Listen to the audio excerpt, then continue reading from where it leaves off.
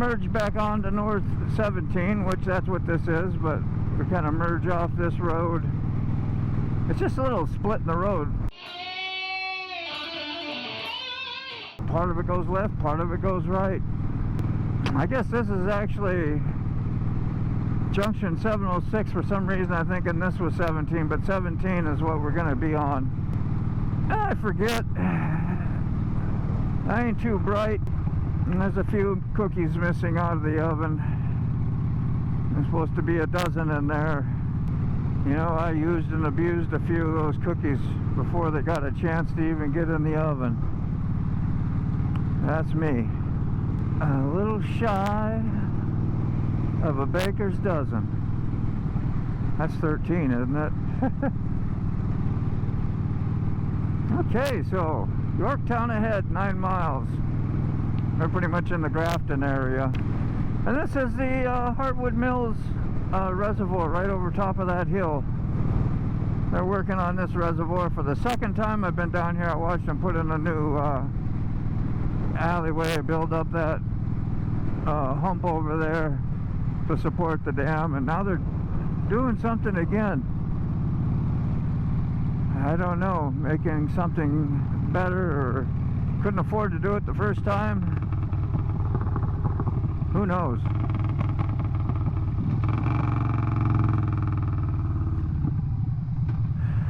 Ella Taylor. Ella Taylor. Anybody know that road? I don't see that name very often, so I don't commit it to memory, but today I worked on it a little bit. Right next to the Winfrey's Cigarettes and Guns Vape Geek Bar. Yeah, it's a cool little homey place in there. I used to go in there quite a bit. Back in the day, you know, you always get a back in the day when you're... I'm 60 years old, gonna be 61 this winter. 61, did you hear me? You'd never know it, would ya? I'm a young spring chicken. Let your feet start kicking. Get out the lead, get out the lead, get the lead out. Mount up, I'll show you my best. Oh, Aerosmith. Sounds like something from Rocks. They had the coolest sounding songs and music. If you go back and listen to, say, like anything, Get Your Wings, Rocks, Toys in the Attic, listen for all the little nuances. Listen for, I don't know, it's a big sound. And they played more basic and raw back in the day, but they made some big sound out of what they had. There's a little boy looking out the window, checking out the motorcycle. Everybody else, I guess. Popo Man.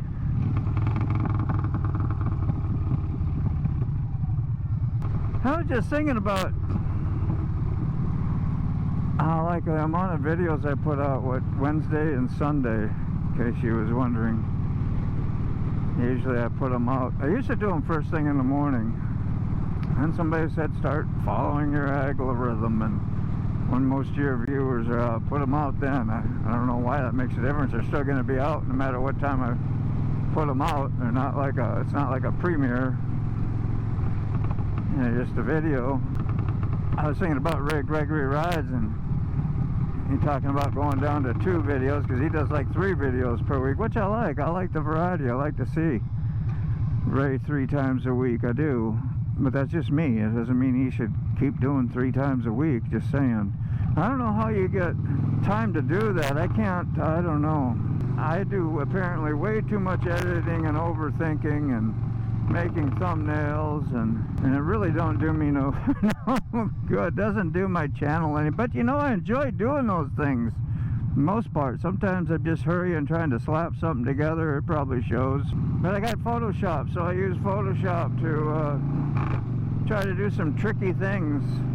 Wait till you see my one video. I use these orange overlays to either trim or border my my videos and shorts and my thumbnails to try to keep some sort of uniformity.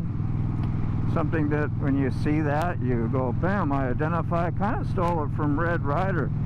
She does something similar like that, I've noticed. And of course, she's got a cool shovel head, a pretty face, and she's very smart and intelligent. And she makes good videos, and she does real well. Red Ryder, we salute you. A lot of people love you. You know, I know Riding on Ruby does. You make sure you go and say howdy and hello, just like I try to, and I'll see Riding on Ruby there first in the comments, and I try to follow up. Yeah, riding with Ruby is awesome. Another really great soul, and painter as well. Does some tricks to his videos and tries to be creative with those too, to do different things. I love how he explores. You know, he's got a great talking voice. I've said that before. I love his voice. And some people got a cool voice. Well, yeah, you probably all seen I got to meet Wheelburner a few weeks ago too. That was like such a big deal in my brain anyway. And I decided to go live while I was up there, and that worked out pretty well. And man, I had the best talk with Wheelburner. We talked for probably a good 40 minutes, maybe an hour. Sat down at a picnic table, shut the cameras off, and got to know him. Yeah, mad respect. Super cool. Super spiritual too. I mean, that's pretty obvious of the giving that he does of his time, trying to help the Forgotten Angels Foundation out. I see guys like him do that, like Buck Brown, same deal, man. Bless his heart. He goes around to like all the channels when they're running the drives for making money for Forgotten Angels, and motivating and giving shout outs and saying hi, and don't forget to go over here and just go support the cause. And you just saw him everywhere, all over. Good dude, Buck. We love you much, man. You too, Wheelburner. And Sterling Wheel right there in the mix, doing all the sense of truckers, you know. They're professional drivers, what I call them, you know, because that's exactly what they do. Professionally drive. And that's why they've been in the business a while. So they do a good job. You know, we all complain sometimes, but I know they love their jobs. You know, to whatever degree we can love our jobs. That's a hard job to kind of love. It asks a whole lot out of you. And yeah, you could probably make some good money doing it, but let me tell you, you're putting in hours to get it as well.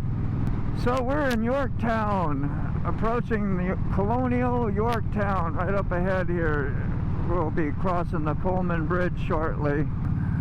And I don't give shout outs that much to like the Blue Mule.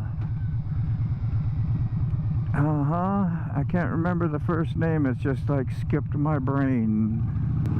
But I know you all know who I'm talking about. Super cool channel as well. Putting out some content, good content, nice rides. Some are music vids and ride, which are, you know, it's variety. Some is talk and ride. Flip. Good Lord, flipping the Blue Mule. He got to change his channel to something different now. It's still Flip. And anyway, how you doing, man? He supports friends and channels and makes premieres and says howdies and leaves comments and likes. So yeah, another good part of the community. Same with Rolling with T-Bone. I know I've mentioned you a few times So I'm not giving you no more of my time here today, okay, T-Bone? I'm just so full of it, man.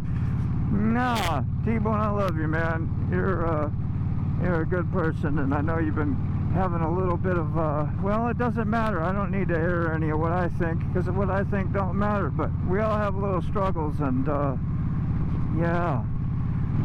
You know, our job in the community is to have love, patience, and tolerance. There you go. Thanks for not crowding my rear end.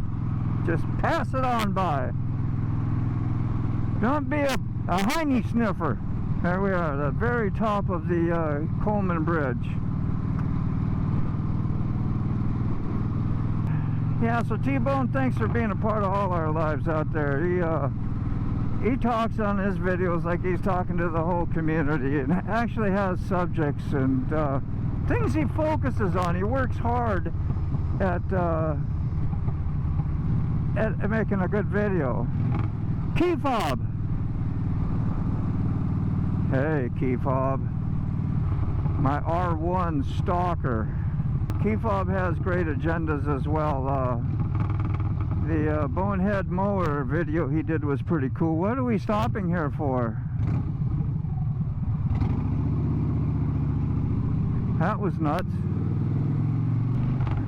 People stopping at the toll booth. He thought he was going to pay somebody because there's nobody there. It's easy pass only. Yeah, key fob. Good agendas is what I was saying.